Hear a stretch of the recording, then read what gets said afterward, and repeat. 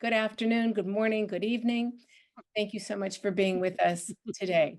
My name is Janice Kaminer-Resnick, and I welcome you on behalf of our leadership team, former Congressman Mel Levine, former Los Angeles County Supervisor Zev Yaroslavsky, and myself.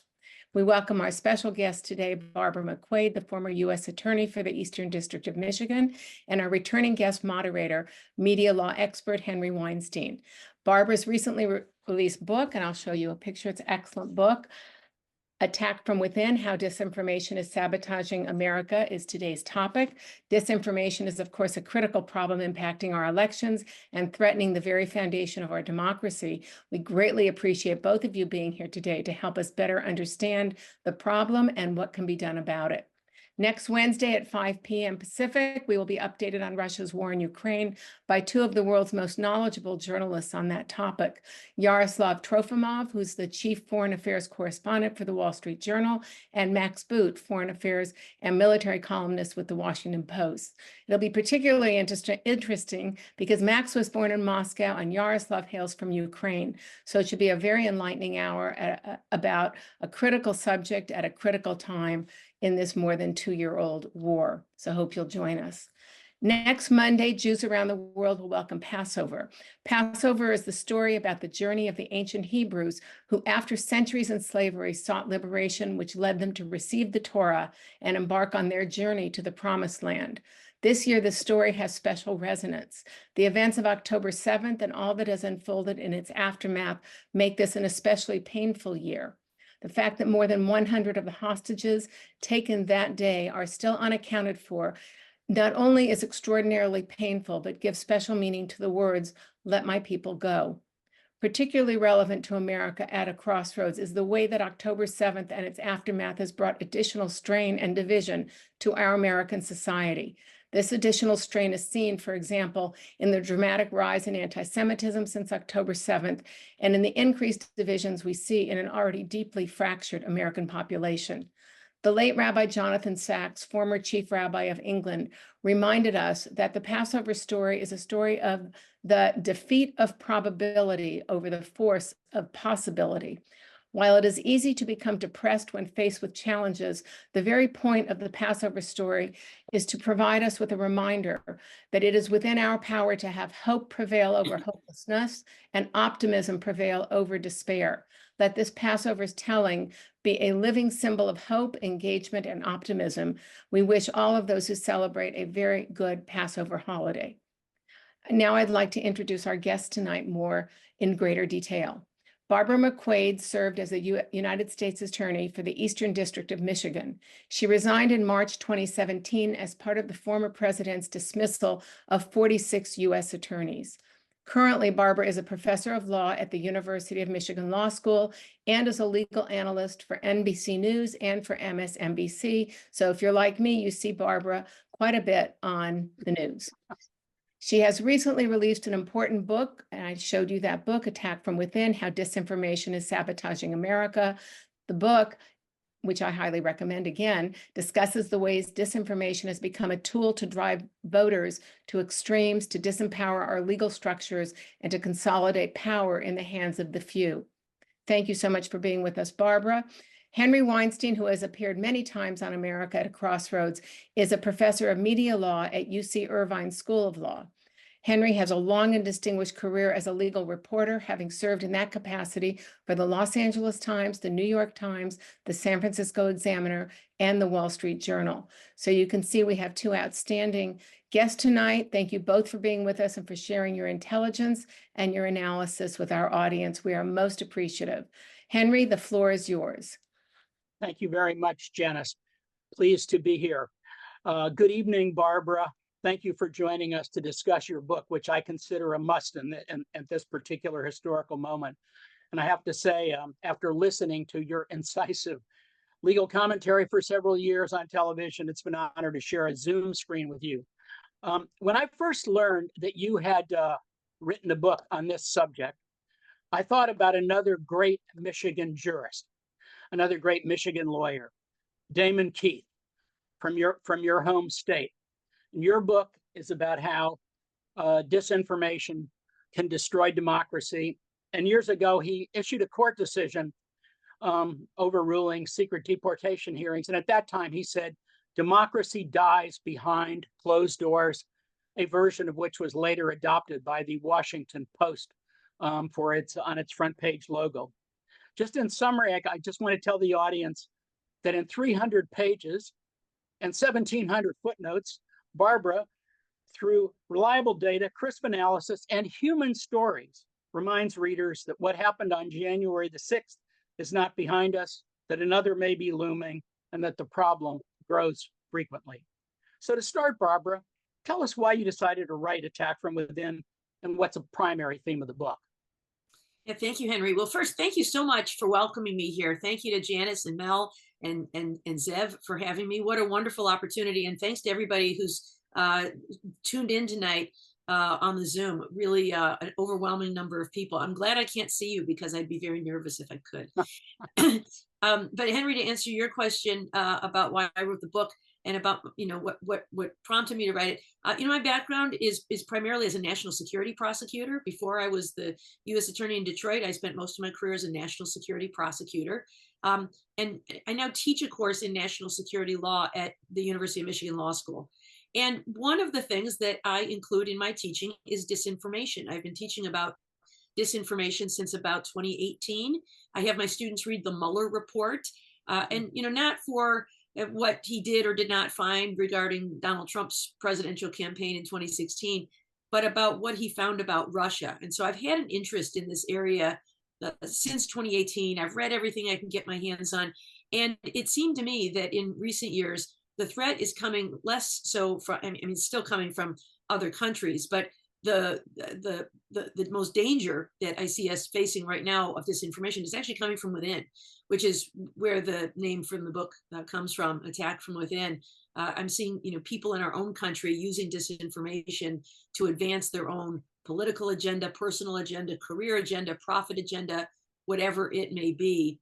And although there are plenty of people who fall for these lies, they see them on social media or they hear them from others, there are plenty of other people who are just going along with the con to advance that agenda. And that is the part that I find so insidious and so deeply unpatriotic.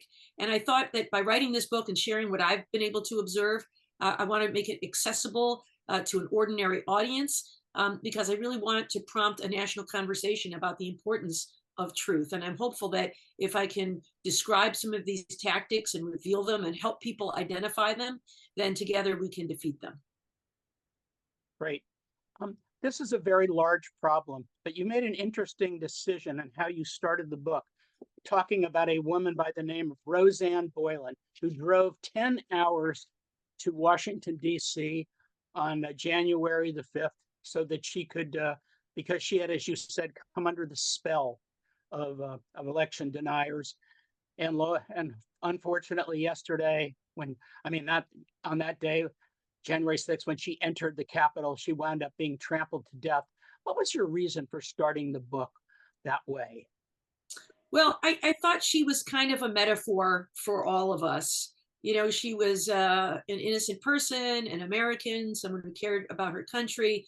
She thought she was seeing something that was wrong, and so she wanted to go to the Capitol to help with this protest, and maybe got caught up in the excitement of it all, and she found herself in this tunnel near the speaker's entrance at the Capitol, and ultimately was killed.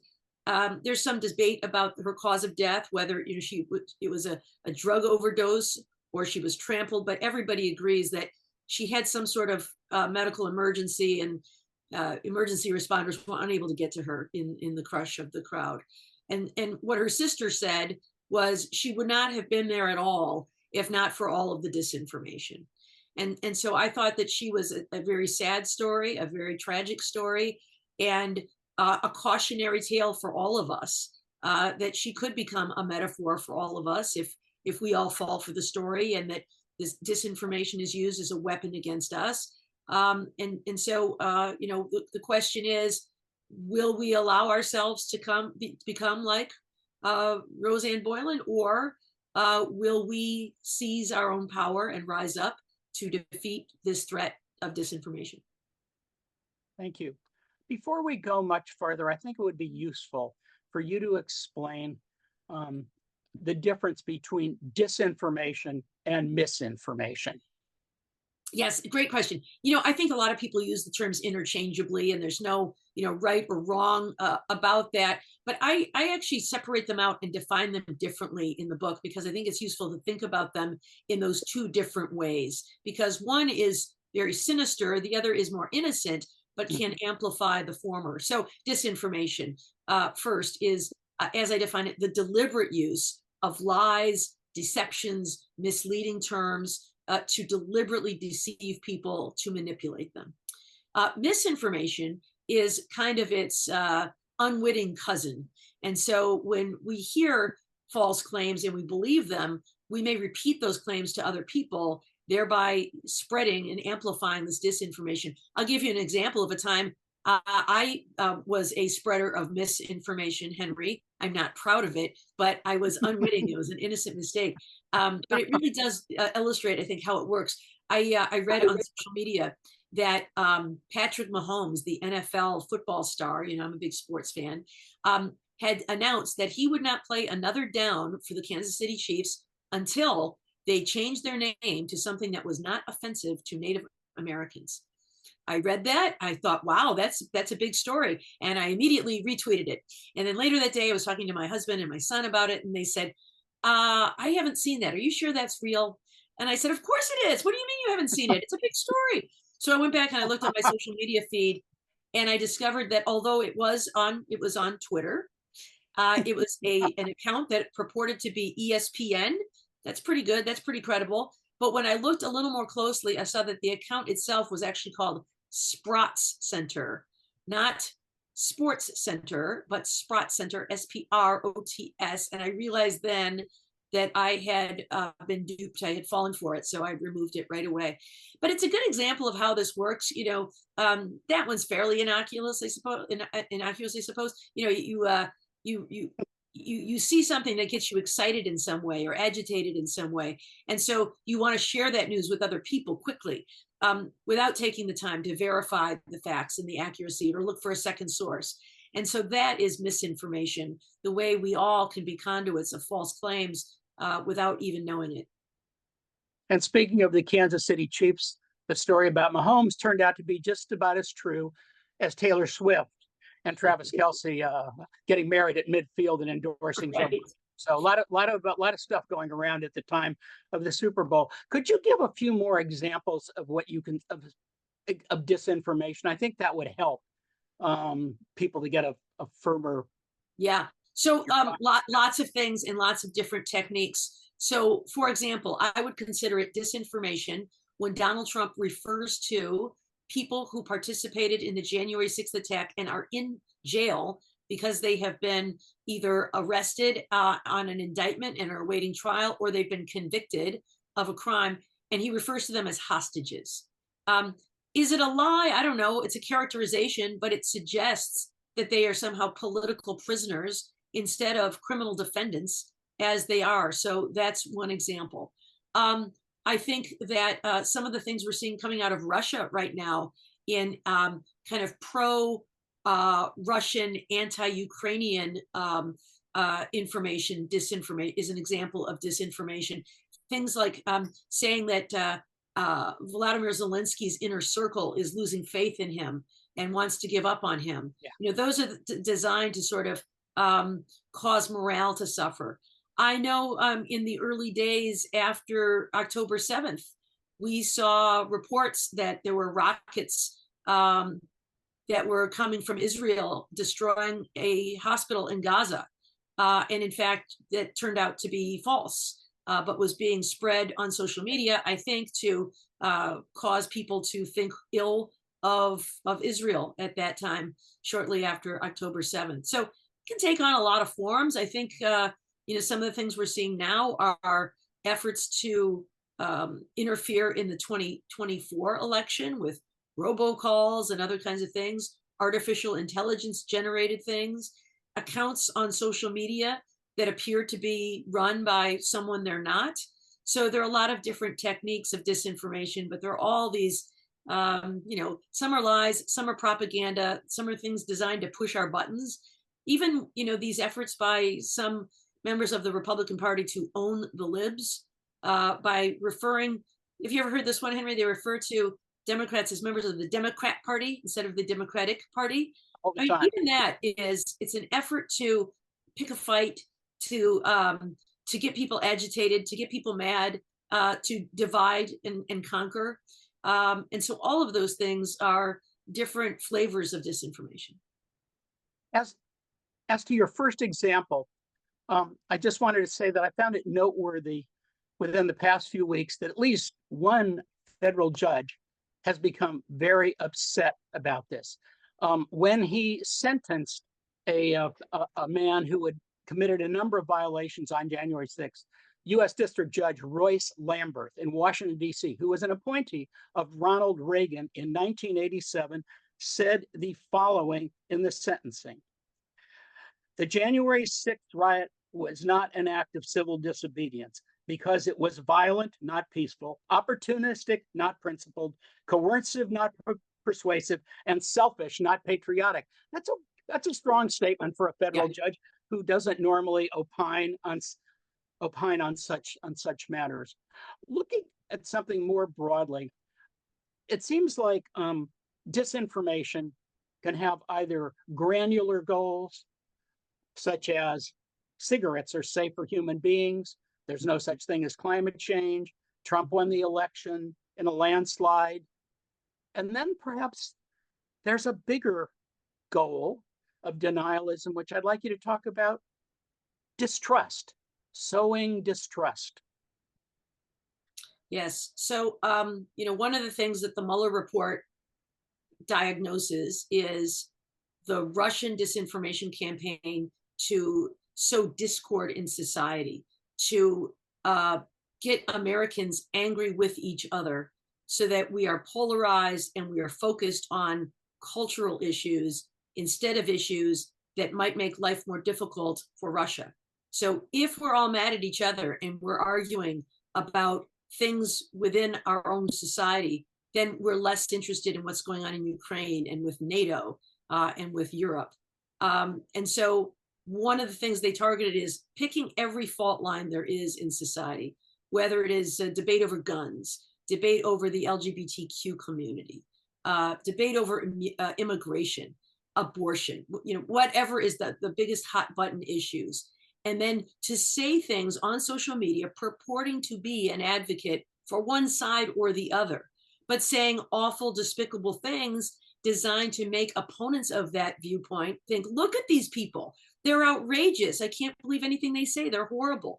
I'll give you an example. Just the other day, I saw something online that I am sure is one of these things planted by somebody in an effort to stoke division in society. It was a picture of a teenage white girl and a teenage black boy dressed for the prom. And alongside it, it purported to be the text message exchange between the high school girl and her white father. And it was the most ugly, racist rant you can ever imagine. Oh, look, everybody, here's what my dad said after my prom. I brought home my prom date. Now, what girl's really going to post this on social media, right? This is what all the ugly stuff my dad said to me. But it's as ugly as you can imagine. How dare you bring home that such and such? You're dead to me. I'm canceling your phone, all this. And then predictably, you've got all kinds of other people howling about how awful this is. I think it's all made up. I think it's all just an effort to stoke divisions in society and for people to believe, and reinforce ideas about racism. If you wonder why it feels so polarized today, it's because Russia's been working hard at this since about 2015, and they're pretty good at it, and it seems to be working. I think, though, the attack from within that I talk about in the book is an effort to destabilize society, to undermine our institutions. So if we can attack the press as the enemy of the people, if we can attack courts and persuade people that they're all corrupt, that courts are on the take, that the courts presiding over the Donald Trump cases are engaging in election interference, if we can persuade people that the police are a disgrace, that they should be defunded, then that is part of the narrative. if we can tell people that the border is a sieve and immigrants are coming across and they're all, animals and vermin and poisoning the blood of society, these all resonate with people who share certain values of, Christian nationalism, or ideas of America as a white superior country. And so I think it is an effort by some members of the far right who see themselves losing a battle for the hearts and minds of the country, resorting to tricks to exploit people's fears and prejudices to hold on to power. Right. Thank you. I want to go back to what you said about hearts and minds with a little prelude. One of the scholars who has praised your book lavishly is Timothy Snyder, who wrote a terrific book about 20 lessons on tyranny. Mhm. And one of the things most important that he emphasized was the critical importance of believing in truth. And he said to abandon facts is to abandon freedom. If nothing is true, then no one can criticize power because there's no basis on which to do so, unquote. Now, at first blush, that sounds like a pretty obvious, simple proposition. But you have a chapter of your book appropriately titled, Hearts Are Bigger Than Minds, Why Disinformation Works. And in that chapter, you dive into perhaps, I think, one of the most challenging aspects of the problem you're discussing, and that's exploring why millions of Americans now live in a fact-free universe. Could you talk a bit about that? Yeah. So, this idea that I'm going to appeal to emotion over logic is something that really helps disinformation work. And I think one of the reasons we find ourselves at this point in this moment is because of the information overload that we all feel. There's so much information out there that it's difficult to sort what is true from what is false. And so instead, we have people relying more on a feeling. And there are certain politicians who exploit that. I know that I can exploit fear as a feeling. I can exploit conspiracy theories. I can exploit stubbornness. And those are the kinds of things that are really appealing to our hearts instead of our minds. And I think it is something that is why we are seeing somebody like, Donald Trump so successful. I think for many people, it's absolutely astonishing that this man could in any possible way be elected president, because he is, some might say a despicable human being. Some might say. I Many think people have told me. Some people, yeah. I think that is people thinking with, their heads and thinking logically and applying argument. But there's a huge swath of the American public, I think, who find themselves overwhelmed with information. And so they make decisions more from their gut and from feelings. And if you look at some of the things that we've seen here are some of the tricks that authoritarians have used throughout history are some of the same tricks we see Donald Trump use today. So, one of them is this idea of declinism, that our country is going downhill. It's never been worse. We are a country in ruins. Hitler wrote about this in Mein Kampf and talked about, his whole strategy for how he would take power, and talked about, he was someone who ranted about declinism, the shame of the German people following World War I, and how the economy was terrible, and things were awful in their country. Now we hear Trump talk about American carnage, cities in ruins, and in fact, if you look at the facts as opposed to this mood, unemployment is way down, jobs are way up, crime is down, wages are up. Certainly inflation is up, but that's what happens in a thriving economy. Prices go up when all these other indicators are going up. GDP is up. And so instead, there's a real feeling, though, that things are getting bad, because we talk about how bad it is all the time, and he talks about how bad it is all the time. So this idea of declinism, because when you're in declinism, that creates some opportunities, right? First, you have to blame somebody. And so you can find other people to blame. For Hitler, of course, it was Jewish people. For Donald Trump, it's immigrants. Immigrants are animals. They're vermin. They're poisoning the blood of our society. And so they're taking your jobs. Or people of color. Some will raise the LGBTQ community. Trump, not so much, but DeSantis and other members of the far right will talk about how the LGBTQ community wants to groom our children for pedophilia, right? There's always some demon out there that we can blame for all our woes. And then because things are so desperate times, of course, call for desperate measures. Hitler said, we need to suspend the Constitution to achieve our ends. Donald Trump himself has said that when an election is stolen, we need to resort to drastic measures, including terminating the Constitution.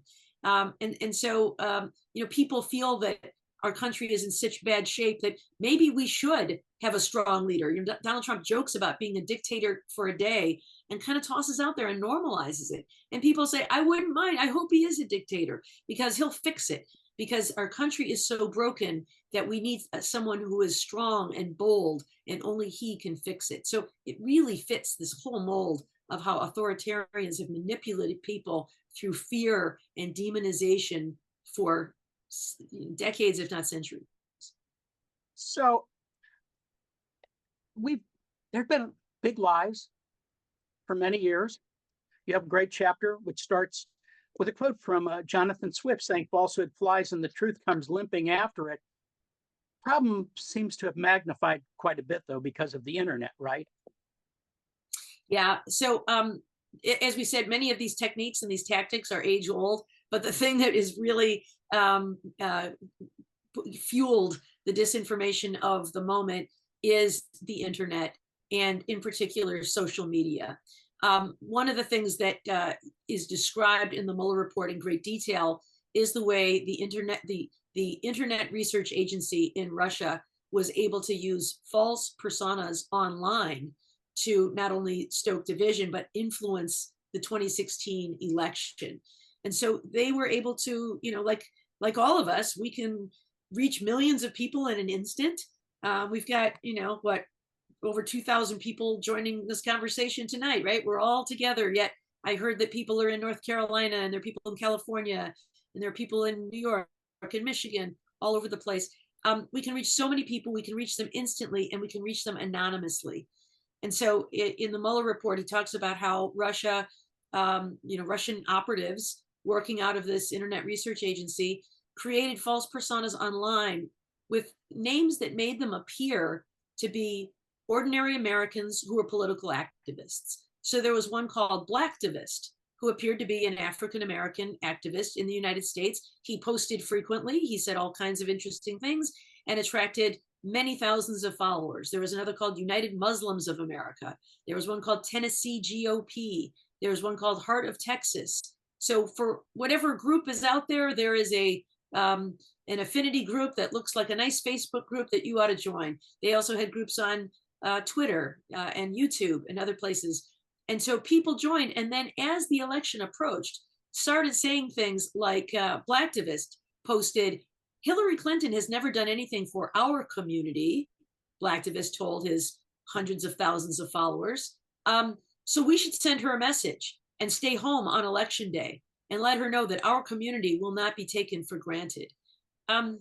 You'll never know how many African-American followers of Blacktivist saw that message and believed it to be, good advice from this Black political activist. But if even only a few people in a swing state with a thin margin of victory did heed that call, it could have made a difference in the outcome of the election. So the internet is an incredibly powerful tool, an incredibly powerful vehicle for spreading disinformation, which is why I think we are at this crisis moment right now. So do you think that there should be a more organized effort by truth tellers to start doing more of this? I mean, liars aren't the only people who can use the internet. And Yeah. one of the primary goals seems to be to repeat until a message sinks in. Yeah. And there doesn't seem to be enough truth being repeated and sinking in. Yeah, absolutely. Well, certainly, I mean, debunking things that are false, but one of the challenges, Henry, is that when people are in the business of promoting disinformation online, it's their job. They're pumping out hundreds of messages an hour. And the other thing they do is they have bots, which are AI generated accounts. They're not real Right, people, they're software, also designed to look like a real account. And right. they are liking and sharing all of those false claims. And so they are multiplying those claims exponentially. And so it's really difficult for an ordinary person in real time to debunk these claims. People do it. I do it sometimes, and say that's false. Here are the facts. Um, Right. but I think that I think we need to explore some of these corrective measures so that we can debunk some of these things. I think it can be done. The internet is still in its infancy.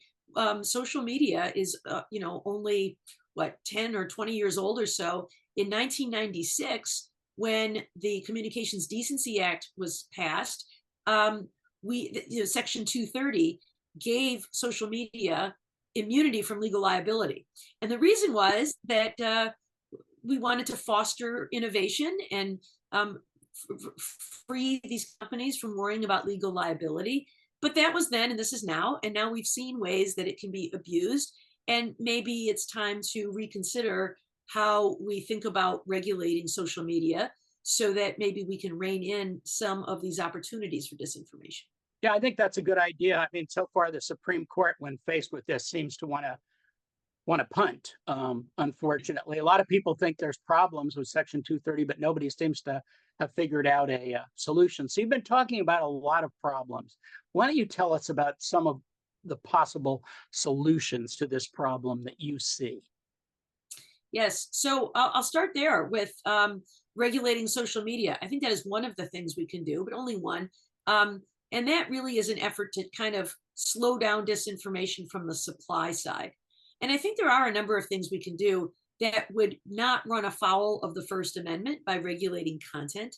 So one of those things would be to regulate the algorithms that are used. Algorithms are just computer code that tell the platform which content should rise to the top of your feed. And we know from a whistleblower for Facebook named Frances Haugen Right. that Facebook was using algorithms that were designed to generate outrage.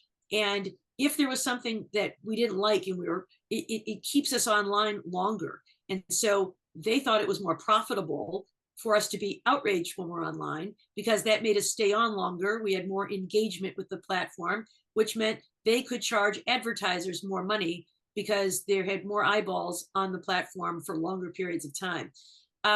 But what she said is it was causing people to, spend time and when they open their platform, instead of seeing, the birthday party that your friends were at, now you're starting to see all of this content that is designed to agitate us and make you mad. Look at these dopes, look at these idiots, look at these bad people, look at these, whatever they are. And so, we're exchanging things. And so that is part of what is so divisive about society. Some of it is, the thing I just told you about, like the high school girl with her prom date. That's the kind of thing that gets pushed to the top of people's media feeds, and it's false, and it's designed solely to cause us to fight with each other.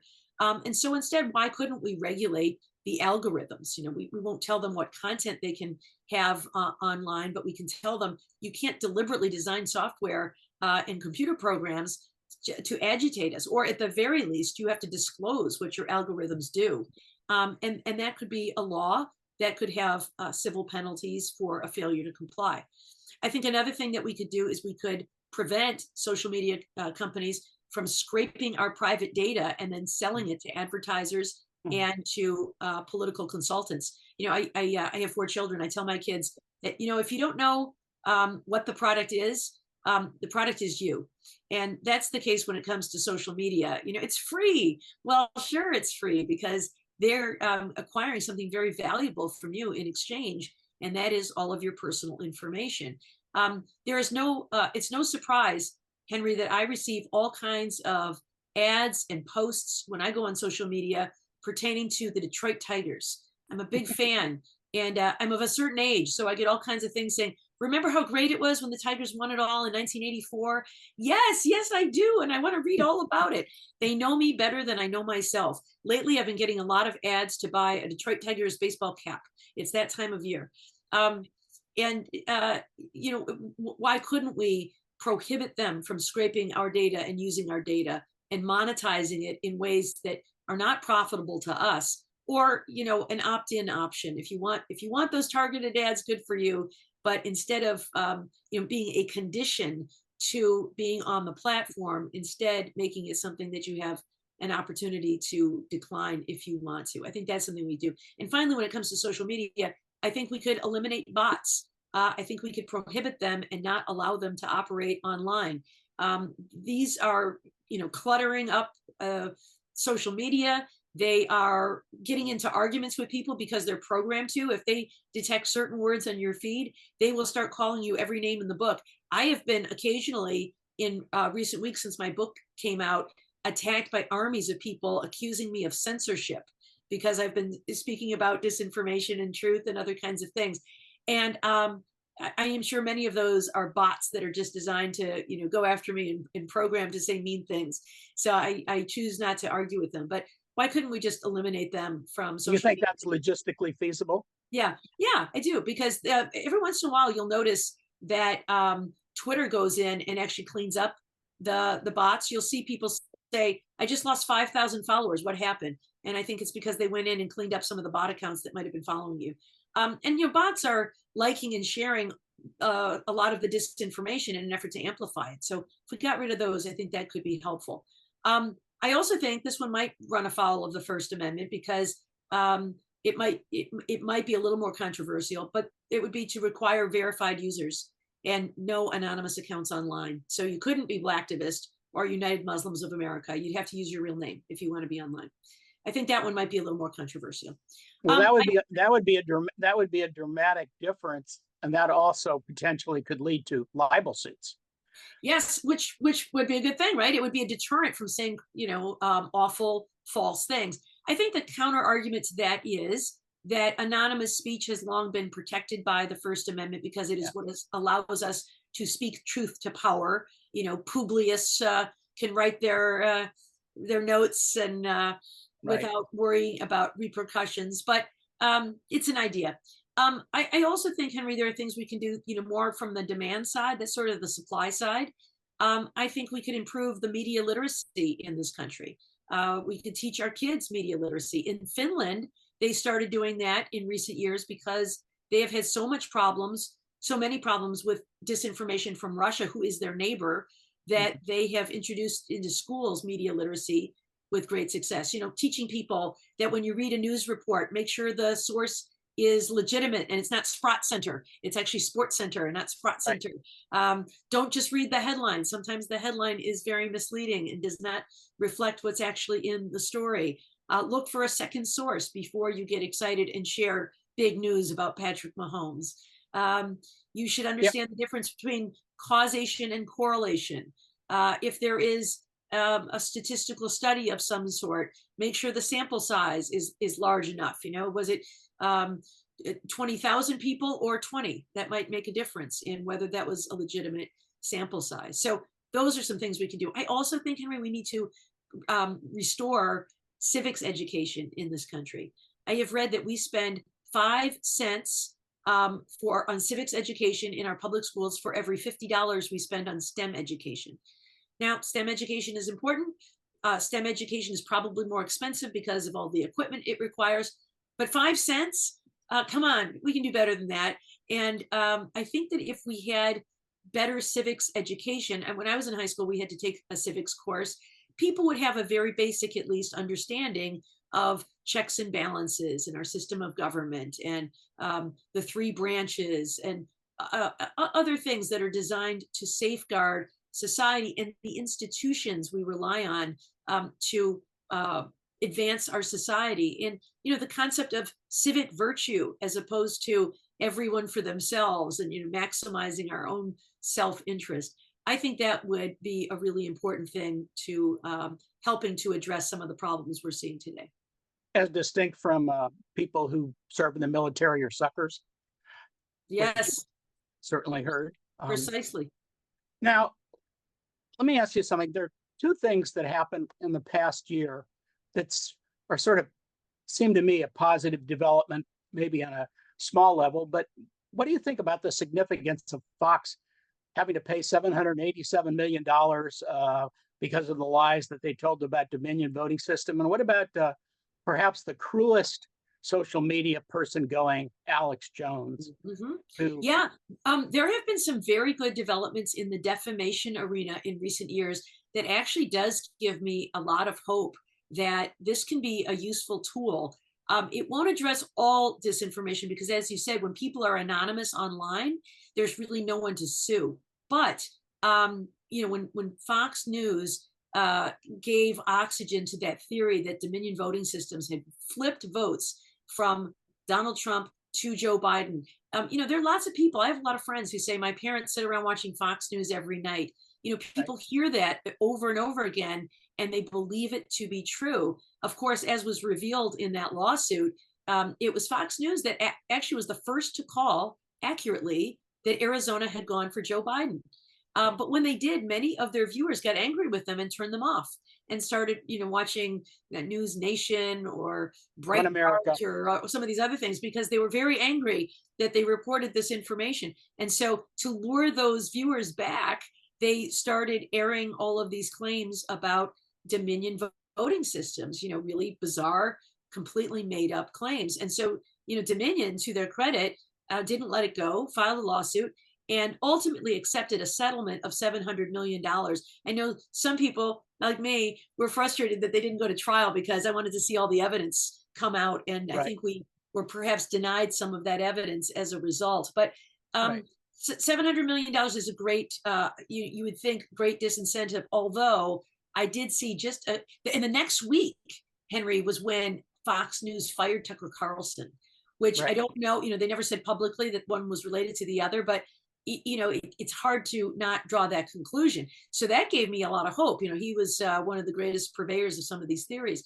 But then just a few weeks later, I saw a headline or a graphic down at the bottom of the screen on Fox News that was the screen was depicting Joe Biden, and it said something like "wannabe dictator indicting his political rival." So there they go again.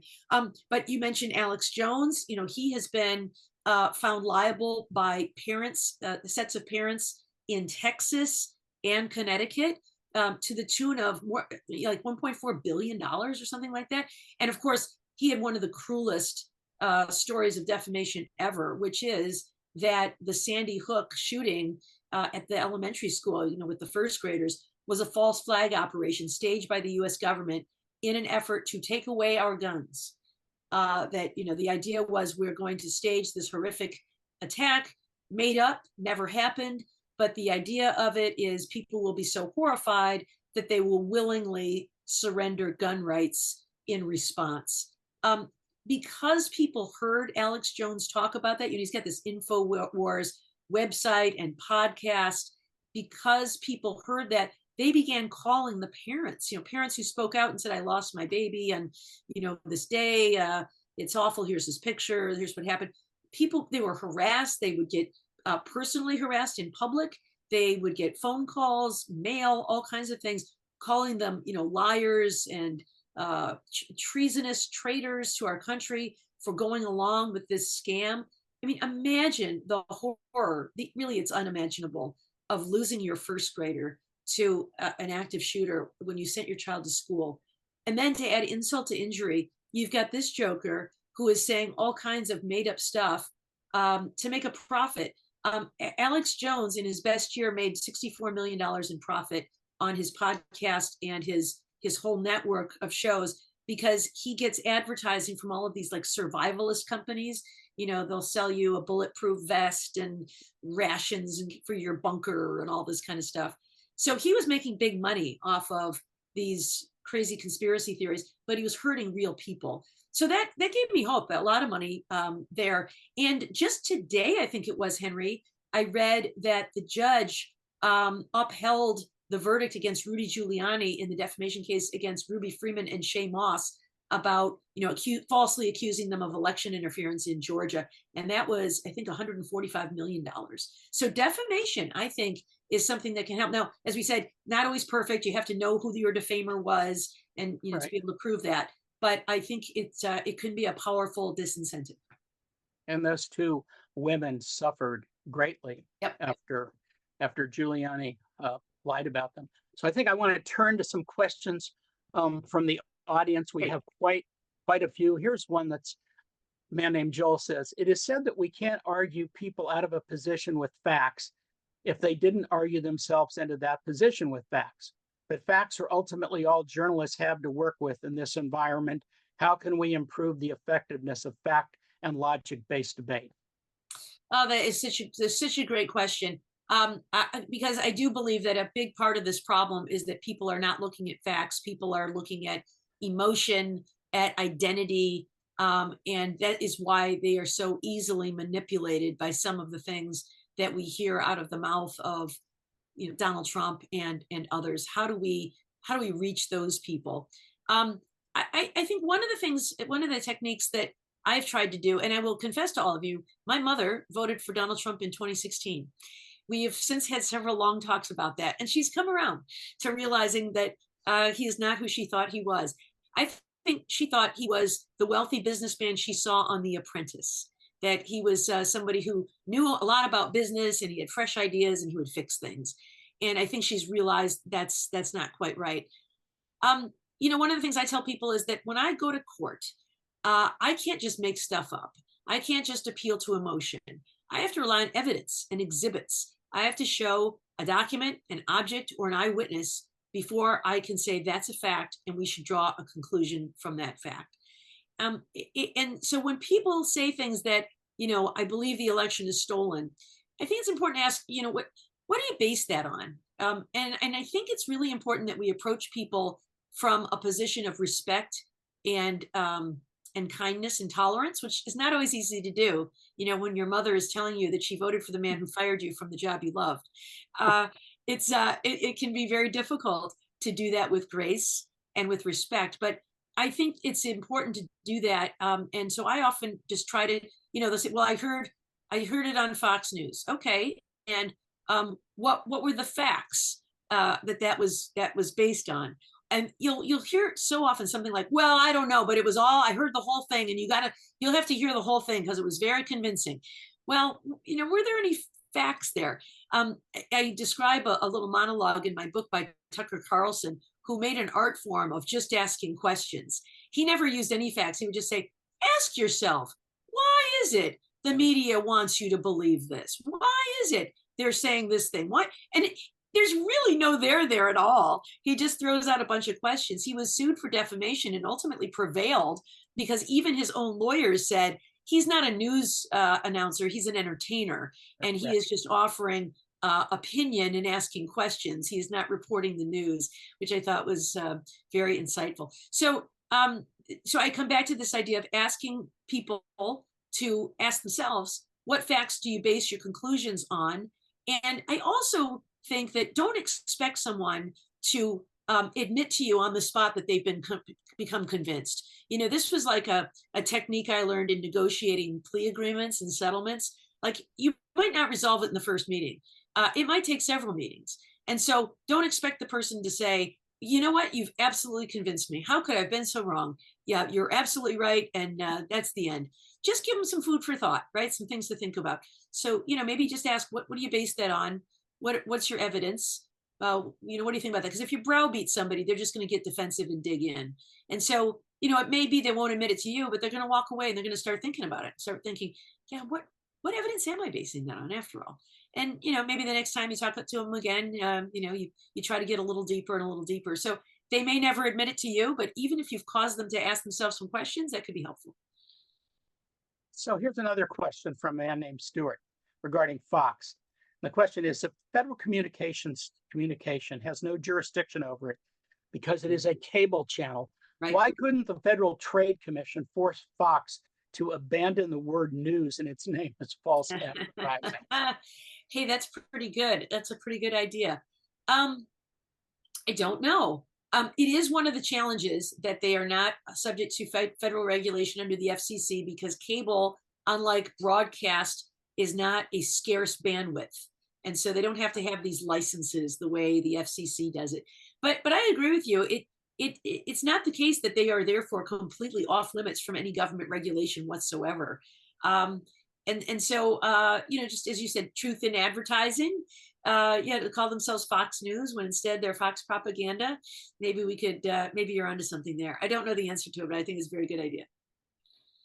It's a question from a man named Scott who asked, what sort of things do you think more specifically could be done in K to 12 regarding civic education and media literacy? And I also might have to intervene here and say that a former colleague of mine at the LA Times, Alan Miller, started several years ago a terrific media literacy program, and I hope it gets larger. Yes, and in fact, because I've been doing a number of these talks, I've been hearing from a number of people who have literacy programs that they are trying to grow. Media companies are interested in media literacy, and legal organizations, bar associations that have civics education as part of their mission. I was with another group that had a civics education mission. Maybe it was League of Women Voters. So I think that I think this is something that is getting a lot of support. And there's a school, an effort, I think in Pennsylvania. I don't know if we have any Pennsylvanians on board, where there is an effort afoot to actually make this part of their statewide curriculum. Literacy. I think it's going to depend on each state. I think it might even depend on each school district. I know from time to time in my prior work at the U.S. Attorney's Office, we would sometimes want to work with schools to deliver some sort of message about public safety or internet safety or something along those lines. And although some embraced us, others would say, we are just so jammed with standardized testing and preparing for the test and other things that we already have to do. We just don't have any extra room in our curriculum for anything new without taking something else away. And so that can be a real obstacle, I think, to getting it done. But I think that offering civics education and media literacy education is a really great thing. So for school children, for sure, but I also think adults need it as well. And so, but there are a lot of places where adults can be reached. Public libraries are great, and they have all kinds of learning programs. YMCAs, organizations like this one have great learning opportunities. Faith communities, I find, have lots of great learning opportunities, and civic organizations like Rotary clubs and those kinds of groups. So I think providing media literacy for all these groups is a really great idea, and I'm seeing some good products on it. The publisher of my book, Seven Stories Press, actually has a very good children's book out called The Media and Me. I think it's aimed at middle schoolers, so it's not real young children, but it's like pre-high school too, and it talks about some of these techniques of disinformation and how you can spot them. That I think is really good. Let's go back for a second. We've got a question here about abolishing Section 230 of the Communications Decency Act, and one of the counter arguments that's been made, I was wondering how you could address this, is that if companies lose their what they have is basically blanket immunity, that then they will just become overly cautious, and a lot of things that perhaps should be on the air, that they'll just shut things down. What do you think about that? Yeah, I think that's a really good point. I think that it's probably not prudent to completely eliminate Section 230 immunity. This is the part of the law that says social media platforms are immune from liability for any content that is placed on them. So if you are Twitter or Facebook and Henry writes something defamatory about me on one of those platforms, I can sue Henry, but I can't sue Facebook and I can't sue Twitter because they're just providing the infrastructure. They're not, reading the stuff. It's all, whatever Henry put, and that's the sole basis for it. And so right now there's immunity, and some say that should just be gone, and that I should be able to sue Facebook and Twitter as well. But the argument that I think was Stewart had is the one that is valid, I think, which is there's so much content on there. I mean, millions, if not billions, of messages are flying around there all day, every day. They can detect some of it with their, electronically with their algorithms. They actually have some humans who, check those things that get flagged, or when there's a complaint, they may look and take it down. But, by and large, it's impossible for them to police everything that's there. So I agree with that. That's why I think that some modest rollbacks from that immunity would be more appropriate. To quote Bill Clinton, I would say, "Mend it, don't end it." Remember, that was his phrase about, I don't know what it was, affirmative action or something. Mend it, don't end it.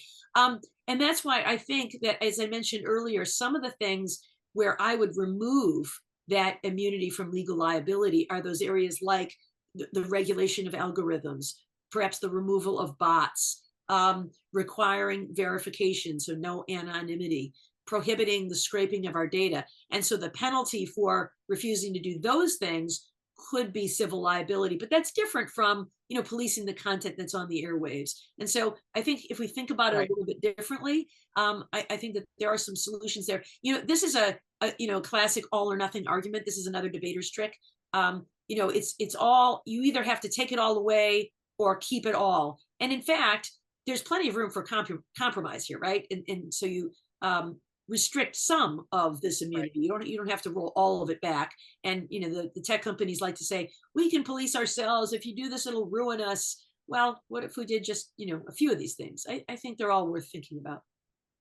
So we're getting near the end, and I want to go back to something that you said near the conclusion of the book, which is that this is a problem that should engage all of us, and that no one else is going to do it for us. It's not going to happen by itself, and that people need to do something. And perhaps most importantly is that you said something I think that's very important in this context, which is where you say, to love America is to love the truth.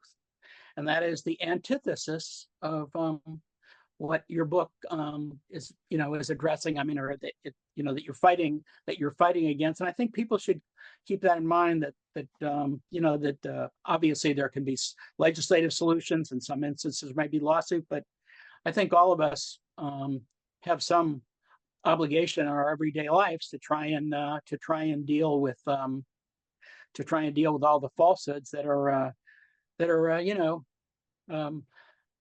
hampering the country. So I would like to thank you very much for joining this evening. And I would like to remind our audience that for next week, we have two terrific guests, Yaroslav Tropimov from the Wall Street Journal and Max Boot of the Washington Post, updating us on the situation on the war in Ukraine, which is now moving into its third year, and all the related issues surrounding that. And also, if you want more programs like this, you should definitely feel free to make a donation. Thank you again very much for joining us, Barbara. Thank you, Henry. Thanks for having me. It's a great pleasure to be with you.